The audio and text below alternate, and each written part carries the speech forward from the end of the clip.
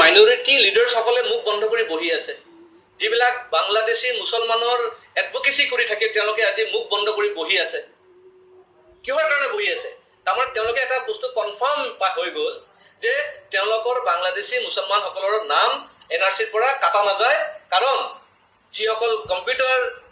data entry operator আছে তেওঁলোকে গোটেই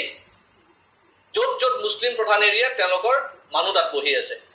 আৰু এটা কথাটো হ'ল ইভেন যিটো ভেৰিফিকেশ্যন অফিচাৰো আপোনাৰ ইমিগ্ৰেণ্ট নেচাৰেলি এটা চিম্পেথি থাকিব ইমিগ্ৰেণ্টৰ কাৰণে আৰু তাৰ কাৰণে কি হৈছে তেওঁলোকে আপুনি চাব যে যিমান মুছলিম প্ৰধান এৰিয়া আমাৰ 11টা জিলা আজি বাংলাদেশী মুছলমানৰ কবলত গুচি গ'ল সেইবিলাক অঞ্চলত বেছি নাম কাটা নাযায় কিন্তু যদি ভালকে ক্ৰছ ভেৰিফাই কৰা হয় তেতিয়া নাম কাটা যাব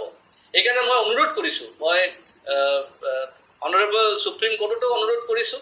হাজাৰা ডাঙৰকেও অনুৰোধ কৰিছোঁ যে ইমিডিয়েটলি ক্ৰছ ভেৰিফিকেশ্যনৰ কাৰণে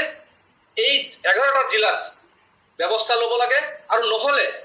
নহ'লে এই এনআৰচিত মানি লোৱাটো বহুত কষ্টকৰ হ'ব তো ম্যানমাৰৰ পৰা খেদাই খাইছে ৰোহিংগাবিলাক তেওঁলোকেও ইয়াৰ পৰা খেদা খাব লাগিব এইবিলাক হ'ল বাংলাদেশীৰ মুছলমানৰ এডভোকেটছ দালাল হয় তেওঁলোক এইকাৰণে তেওঁলোকে এই ধৰণৰ মাতবোল কৰিবই আৰু মোৰ হিচাপত আমি এনআৰচি ৰিজাল্ট ডিক্লেয়াৰ কৰাৰ আগত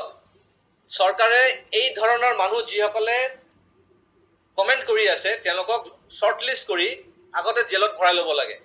as a matter of precaution তেওঁলোকক ডিটেনশ্যন দি দিব লাগে তাৰপিছতে